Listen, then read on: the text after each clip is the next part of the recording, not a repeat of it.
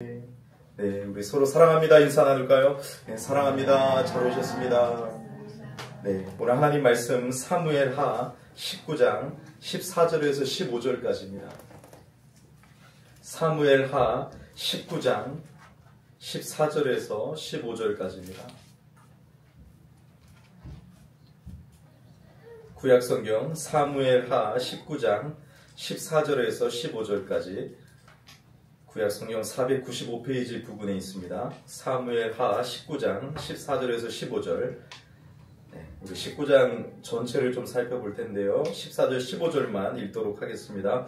우리 다 찾으셨으면 다 함께 있습니다. 모든 유다 사람들의 마음을 하나같이 기울게 하며 그들이 왕께 전가를 보내어 이르되 당신께서는 모든 부하들과 더불어 돌아오소서 한지라. 왕이 돌아와 요단에 이르매 유다 족속이 왕을 맞아 요단을 건너가게 하려고 길갈로 오니라. 아멘. 네, 금요일은 또 특색이 있는 밤입니다. 부르짖는 밤입니다. 요즘에 목요일날 우리 아침 기도회 때 고요히 침묵 기도하는 시간을 갖는데요. 그 시간도 얼마나 감사하고 얼마나 은혜가 되는지 여러분 정말 때로는 들어야 되고 때로는 침묵하며 내용을 돌아보며 주님 앞에 집중하는 우리 침묵 기도도 하지만 우리 오늘 금요일 밤에는 정말 하나님 앞에 간절히 부르짖는 기도를 통하여 여러분 하나님을 깊이 또 만나는 시간 되기를 간절히 소원합니다. 오늘 사무엘하 19장 14절부터 15절 말씀까지 우리가 받은 은혜라는 제목으로 말씀을 전하겠습니다. 하나님을 기대하시고 또 하나님의 말씀을 통해서 지금 우리에게 뭐라고 말씀하시는지를 들을 수 있는 귀가 있기를 성령의 은혜를 간절히 기도하며 말씀을 전합니다. 우리가 지난 시간에 그 징계의 은혜, 그래서 다윗이 그 받은 징계를 통하여 결국 하나님은 장래의 은혜까지도 주시는 그 징계도 은혜다. 그 징계를 받을 때는 우리가 참 마음이 아프지만 그 하나님의 은혜 가운데 징계도 은혜로 받고 또 그것을 통해서 장래의 은혜까지 주시는 그 하나님의 은혜를 바라봐야 된다라고 말씀을 전했는데 이제 한참 좀 뒤로 왔습니다. 이제 그 사이에 뭐가 있었냐면 아들 압살롬이 반란을 하죠. 그래서 이제 그것이 지금 수습이 됐어요. 19장에 와서는 이제 수습이 된 것입니다. 그래서 여러분들 압살롬 이야기들 제가 많이 설교했고 설교했던 부분들은 좀 건너뛰어가지고 우리 19장으로 왔습니다. 오늘 본문은 이제 여러분 압살롬의 이야기가 이제 정리된 상황이에요. 그래서 다윗이 도망갔다가 다시 어디로 오겠어요? 예루살렘 왕궁으로 이제 복귀하고 있습니다. 이 복귀하고 있는 가운데 여러 사람들을 만나요. 성경에 이것이 기록되어 있기 때문에 하나님의 의도가 있거든요. 도망갔다가 예루살렘 왕궁으로 돌아오는데 이 돌아오는 데에 몇 사람을 만나요. 그것을 통해서 하나님이 주시는 메시지가 있고요. 또 다윗은 언제나 예수 그리스도를 예표하는 사람입니다. 그래서 이 다윗이 행동하는 것을 통해서 우리는 예수 그리스도가 어떤 분이신지를 경험할 수가 있습니다. 그것을 여러분들 포인트로 삼고 오늘 말씀을 듣도록 하겠습니다. 거기서 이제 만난 사람들은 대부분 압살롬을 지지했던 사람들이에요. 이제 돌아올 때 사실은 다윗을 배반한 사람들이에요. 꼴도 보기 싫겠죠, 솔직히. 유다 출신이잖아요, 다윗이. 근데 남유다 사람들도 배신했고 북쪽 사람들도 압살롬을 지지했단 말이에요. 그리고 도망갈 때 시므이라는 사람은 다윗을 저주까지 해버렸잖아요. 근데 그 사람도 지나가다가 만나요. 그러면 여러분 우리 같으면 그저 인간의 마음 같아서는 어떻게 했어요? 꼴도 보기 싫고 아마 하나하나씩 제거하고 처형하는 게 우선순위였을 수 있는데 다윗은 원수를 갚는 보복의 길로 가지 아니하고 용서와 화해의 길을 걸어가요. 이것이 무엇을 말해주고 있냐면 하나님이 기뻐하시는 길을 걷기를 원하는 다윗의 마음을 보여주고 있어요. 하나님이 기뻐하시는 길은 뭐냐? 내가 내 아들 압살롬에게 쫓겨가서 죽을 뻔하고 정말 별일을 다 겪었잖아요. 그죠? 하지만 다윗의 마음에는 한편으로 이런 마음이 있는 거예요. 정말 나의 죄 때문에 이런 일이 일어나구나. 시므이가 저주해도 나 그 저주를 받을 만한 사람이야. 여러분 이 죄를 짓고 나서 하나님 앞에 회개하고 변화된 다윗은 여러분 거기에 맞는 나는 죄인이라는 의식이 있는 거예요. 하나님의 은혜 없이는 살아갈 수 없고 나는 하나님 앞에 떳떳이 설 수 없는 죄인이다. 그래서 시므이가 욕하고 저주해도 나는 원래 그런 사람이다. 이것을 받을 수 있었고, 또 도망가면서도 여러분 많은 것을 깨달으면서 이제 돌아올 때 하나님이 기뻐하시는 길로 걸어가자. 그리고 왕으로서의 사명을 붙잡는 거예요. 왕이 여러분 사명이 뭘까요? 이스라엘 민족을 하나 되게 하는 거잖아요. 이스라엘 민족을 하나님의 말씀 가운데 서게 하는 거잖아요. 그죠? 이 사명을 놓지 않는 거예요. 근데 이 왕이 지금 쫓겨났다가 돌아올 때 이 사람들을 다 죽여봐요. 나를 배반했던 유다 사람들까지 다 죽여버리고 북쪽 사람들까지 다 죽여버려봐요. 그러면 어떻게 될까요? 계속 피바람이 불어오겠죠. 이스라엘은 계속해서 쪼개어지겠죠. 그래서 다윗은 하나님이 기뻐하시는 길을 걸어가고 하나님의 왕되심을 인정하며 내가 왕이 아니라 난 대리 통치자일 뿐이다. 하나님의 다스림을 받는 모습을 이제 보여주고 있어요. 그러니까 개인의 만족을 위해 살지 아니하고 하나님의 사명, 이스라엘 민족의 그 사명을 붙잡고 나아가고 있습니다. 자, 첫 번째로 만난 사람이 이스라엘과 유다의 지도자들이었어요. 이스라엘과 유다 지도자들을 만납니다. 북쪽 사람들은 압살롬을 지지했고 그래서 다윗을 공격했죠. 근데 자신이 태어났던 유다 사람들도 다윗을 외면했어요. 공격은 하지 않았지만 압살롬의 편에 들었단 말이에요. 그런데 이제 압살롬이 죽자 이들이 박쥐처럼 마음을 돌이켜서 다윗을 왕으로 맞아들입니다. 참 꼴도 보기 싫은 모습이었겠지만 다윗은 자기를 공격한 북쪽 사람들을 어떻게 대해요? 네, 차별 없이 받아들여줍니다. 그들을 인정해줘요. 그들을 포용해줍니다. 그들을 안아줍니다. 그리고 자신을 외면한 남유다 사람들을 또 더 차별하는 것이 아니라 내가 태어난 곳이라고 해서 그들을 특별 대우하는 것이 아니라 그들도 외면했지만 그들을 품는 모습을 보여줍니다. 다 품어버리는 거예요. 다 품어버리는 거예요. 다 용서해버리는 거예요. 하나님의 은혜 가운데. 참 멋진 왕의 모습이죠. 왜요? 다윗은 이스라엘에도 여러분 지금 갈라지지는 않았지만 이 북쪽 사람들은 에브라임 지파를 중심으로 형성되어 없어요. 남쪽은 유다 사람들로 형성이 돼서 그래서 남쪽은 다윗 왕에 대한 그 여러분 지지가 강했단 말이에요. 그렇지만 난 북쪽에서도 왕이다. 난 남쪽에서도 왕이다. 그렇기 때문에 내가 다 품어야 될 백성들이다. 이것을 잊지 않았단 거예요. 내 백성을, 내 가족을, 내가 다스려야 될 내 사람들을 내가 품지 않으면 어떻게 하겠어요? 그죠? 귀한 마음이죠. 내가 조금 공격받았다고 해서 그 사람들을 다 척결하는 것이 아니라 품기 시작했습니다. 여러분 우리 예수님도 교회에서만이 왕이 아니세요. 우리 주님은 만왕의 왕이세요. 교회만 다스리시는 작은 분이 아니라 온 세상을 다스리시는 만왕의 만주의 온 하늘과 온 땅의 주가 되신다고 하셨어요. 예수님은 온 세상을 다스리고 계세요. 교회만 다스리시는 분이 아니에요. 그 크신 분이 우리 교회의 머리이시고 우리는 그분의 몸된 교회입니다. 우리 주님은 우리를 품고 계시고 우리의 왕이 되셔서 이곳에서만 교회에서만 우리를 통치하시는 분이 아니라 이 세상의 모든 만물을 통치하시는 분이세요. 다윗 같은 강력한 왕이에요. 비교할 수는 없지만 다윗이 이스라엘 온 지파를 다 다스렸던 것처럼 하나님은 모든 것을 다스리시는 분이에요. 그분께 소망을 두시라고요. 북이스라엘이 다윗에게 이제 소망을 걸었겠죠. 다윗 같은 왕이 우리 왕이라서 감사하다. 남유다도 역시 우리 왕은 다르다. 그래서 다윗의 통치를 통해서 다윗의 때에 부강한 나라가 됐던 것처럼 우리 주님의 다스리심을 여러분들이 믿는다면 그분께 소망을 두시기를 바랍니다. 자, 다윗이 만난 두 번째 사람은 아마샤입니다. 아마샤는 압살롬 편이었어요. 압살롬 편. 압살롬의 유명한 장수였어요. 이 압살롬 편에 정말 강력한 장수였죠. 그리고 압살롬의 충신이었습니다.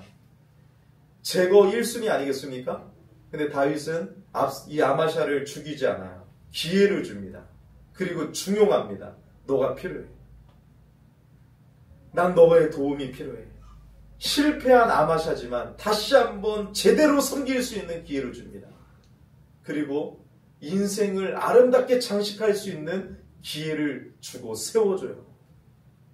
정말로 그런 반란의 나라가 아니라 하나님의 나라인 이 이스라엘을 제대로 섬길 수 있는 기회를 주는 거예요. 실패한 사람에게요. 자신을 죽이려고 한 사람에게요. 압살롬의 충신이자 압살롬의 용맹한 장수였던 다윗을 공격했던 그 장군을 죽이지 아니하고 다시 한번 실패했던 아마샤를 일으켜 세웁니다.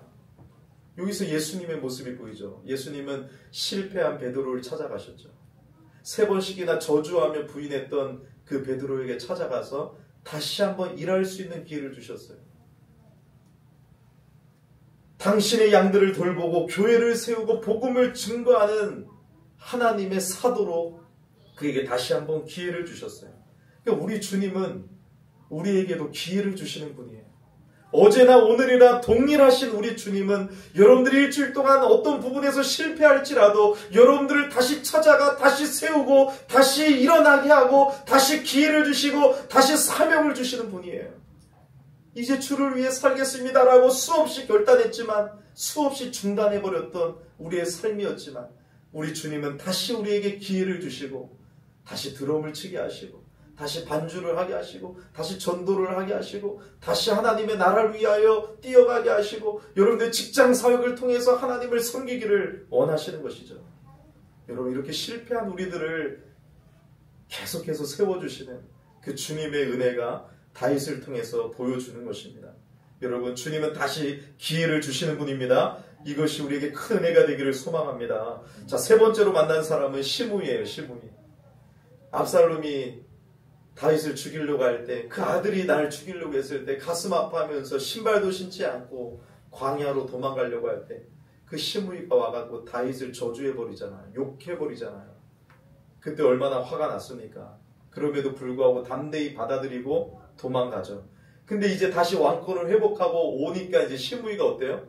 바로 납작 엎드려가지고 잘못을 빕니다. 제가 그때는 제가 너무나도 잘못했다고 용서해달라고. 어떻게 사람들이 이렇게 갑자기 변합니까? 꼴도 보기 싫을 수 있겠죠. 그죠? 그런데 여러분 다윗은 시므이를 살려줍니다. 시므이의 그 용서를 비는 사과를 받아줍니다. 시므이를 돌려보내줘요. 너무 귀한 모습이죠. 우리 모두도 죄와 허물로 하나님의 원수였습니다. 하나님의 원수였던 우리를 에베소서에서는 그 큰 사랑을 인하여 우리를 창세전에 예정하신 그 사랑으로 그리스도 안에서 우리를 품으시고 덮어버리셨다고 말씀하세요. 여기서 왜 여러분 큰 사랑이 붙어있냐면 제가 수요 성경공부팀에도 말씀드렸지만 허물과 죄로 죽었던 하나님은 죄는 미워하시는 분이거든요. 죄는 여러분 사랑할 수 없는 분이에요. 하나님은 죄는 사랑할 수가 없는 분이에요. 근데 우리를 사랑하셔서 그 큰 사랑으로 우리의 죄와 허물 때문에 죽었고 하나님의 원수되었던 우리를 예수 그리스도의 대속으로 우리를 사랑하시고 용서하시고 자녀 삼아주셨다는 거예요. 그래서 큰 사랑이라는 거예요. 큰 사랑. 죄인을 사랑할 수 없는 하나님이란 말이에요. 그 큰 사랑으로 우리를 받아주셨죠. 시므이 같은 우리 인생을 하나님은 예수 그리스도의 피로 덮어주시고 우리를 다시 새롭게 일어나게 하셨죠. 새로운 삶을 살게 해주셨죠. 시므이는 완전히 변화되었을 거라고요. 그 여러분 하나님이 우리를 받아주시는 사랑을 날마다 기억하시기를 바랍니다.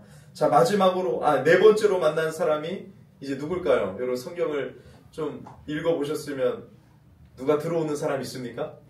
이게 처음 들어보는 것 같아요. 태어나서. 네. 그러면 여러분 성경을 많이 읽어야 돼요. 4번째로 만난 사람. 네, 무비보셋입니다. 무비보셋은 지금 억울함 속에 있어요. 억울함. 왜냐하면 그 종 시바라는 사람이 뭐라고 했어요? 압살롬의 편에 붙어가지고 사울 왕권의 회복을 가지고 반란을 일으키고 있다라고 거짓말을 했거든요. 무비보셋이 다윗의 은혜를 많이 받았잖아요. 그 은혜 앞에서 다윗이 도망갔을 때 다윗의 고통을 함께하고 여러분 안일한 삶을 다 버리고 같이 고통받는 삶을 살고 있었거든요. 근데 그 종 시바가 그런 거짓말을 했기 때문에 억울함과 누명에 씌어서 슬픔 속에 여러분 답답한 마음을 가지고 살고 있었어요. 그런데 다윗이 여러분 이제 예루살렘 왕궁으로 돌아올 때 그 진실이 밝혀지는 것이죠. 억울함이 풀어지는 것이에요. 무비보셋의 진심을 다윗이 인정해 주었습니다. 무비보셋이 얼마나 기뻤을까요?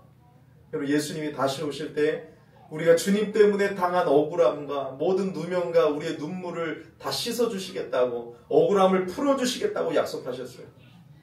우리의 눈물을 닦아주실 것입니다. 그래서 우리가 이 주 안에서 하는 수고가 헛되지 않는 것이에요. 오늘도 여러분들 기도하는 것이 헛되지 않습니다. 우리 주님이 다시 오실 때 여러분들을 칭찬해 주실 것이에요. 그래서 우리는 그 소망을 가지고 살아갈 수 있어요. 무비보셋이 다윗이 온다면 이 억울함을 풀어주실 거야.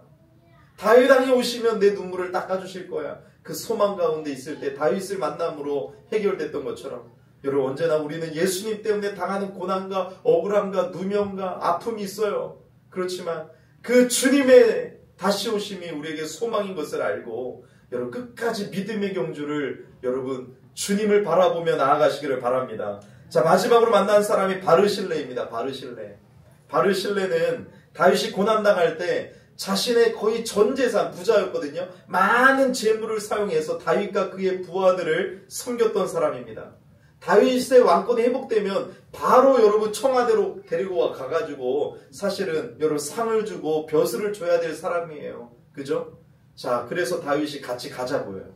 야, 바르실레 너무 감사했다. 이제 같이 나랑 가자. 근데 이 바르실레가 뭐라고 말합니까? 예, 저는 나이가 너무 많습니다. 저는 아무 도움이 안 될 겁니다. 이제 죽을 겁니다. 나이가 80세 됐거든요. 그 당시로는 오래 산 거죠. 그죠? 저는 아무 힘이 없습니다. 그래서 저의 종 김함을 추천합니다. 그래서 김함이라는 종을 추천해줘요. 아마 아들이었다고 많은 학자들이 추측하는데 성경에 종이라고 나옵니다. 나의 종 김함을 추천합니다. 저는 정말 이 겸손과 이 마음에 반했어요. 내가 꼭 해야지 뭔가 하나님의 나라에 내가 해야 된다. 나만이 그 일을 할 수 있다. 모세가 나는 절대 죽을 수 없어. 여호수아에게 물려줄 수 없어. 고집 부렸다면 안 되잖아요. 그죠? 그렇다고 해서 여러분 이제 다 내려놓고 이제 우리 다 갑시다. 하라는 게 아니라 하나님이 사명을 주실 때까지는 해야죠. 근데 이제 사명을 거두어 가시려고 하는데도 여러분 붙잡고 있는 게 추태 아니겠어요? 교만 아니겠어요? 이분은 나이가 들어서 가봤자 이제 여러분 언제 죽을지 몰라요. 그것을 알고 나이가 젊었으면 당연히 갔겠죠. 그렇지만 나는 아무 도움이 안 됩니다 하면서 젊은 다음 세대에 필요한 일꾼을 추천해주는 그 마음이 전 너무 귀한 거예요. 요즘 나이 들어도 대통령 되려고 하고 뭐 하려고 해도 내가 되려고 하고 다 여러분 욕심을 부리잖아요. 명예욕이 있잖아요. 그런데 여러분 그런 마음이 아니라 나는 그저 제가 할 일이었습니다. 당신을 섬겨서 기뻤습니다. 이건 내가 한 일이었지만 그 일은 제가 할 수 없는 일입니다 하면서 김함이라는 종을 추천해주는 그 모습에 저는 오늘 너무나도 감동을 받았습니다. 여러분 자신의 역할은 여기까지요. 새로운 시대를 위한 새로운 일꾼을 추천하는 그 모습 속에서 예수님이 나타나는 거예요. 12 제자를 예수님은 기도하시며 찾으셨고 늘 일꾼을 찾으셨습니다.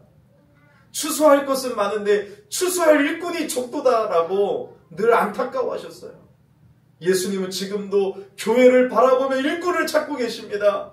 저 목사가 저렇게 어느 지금 비어있는 저 헌신의 자리를 위하여 눈물로 기도하고 있는데 누가 그 자리를 채워줄까 하며 우리 주님은 불꽃 같은 눈으로 교회를 바라보며 일꾼을 부르시고 계십니다.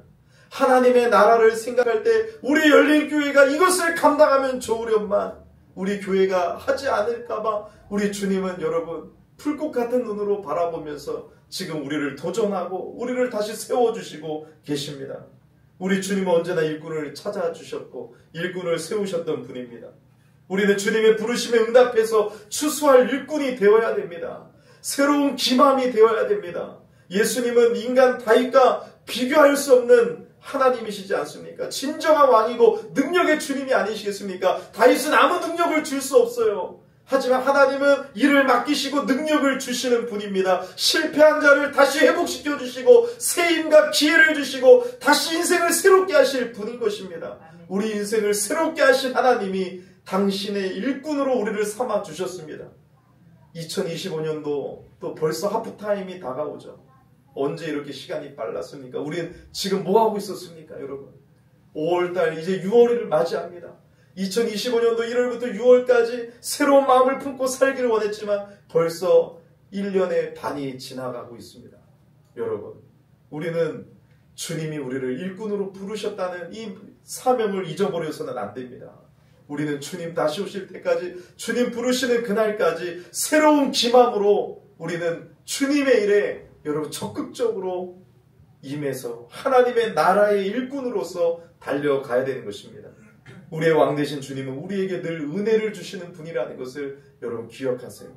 그 은혜의 힘으로 하나님의 나라를 위하여 하나님은 우리를 달려가게 하실 것이에요. 오늘 보세요. 다윗도 은혜의 힘으로 일어나잖아요. 은혜의 힘으로 왕권이 회복되잖아요. 다윗이 돌아오는 길에도 은혜로 용서하고 은혜로 새로운 일꾼들이 다윗에게 채워지잖아요. 다시 은혜로 일어나서 이스라엘이 하나가 되고 다윗의 때에 가장 강력한 나라가 돼서 하나님의 이름을 만방에 알리게 되잖아요. 그러자면 여러분, 우리가 주님의 은혜를 받았다면 이제 그 은혜의 힘으로 주님의 나라를 위하여 협력하여 우리 구주 되신 왕 되신 주님의 명령을 붙잡고 주님의 몸된 교회를 세워나가고 하나님의 나라를 세워나가야 되는 것입니다. 우리 주님이 그것을 우리에게 요구하고 계시는 것입니다. 오늘 이 말씀이 우리에게 그저 한 귀로 듣고 한 귀로 흘려지는 것이 아니라 우리의 마음을 새롭게 하는 하나님의 말씀으로 역사되기를 간절히 기도합니다. 자, 오늘 말씀을 붙잡고 우리 기도할 텐데요.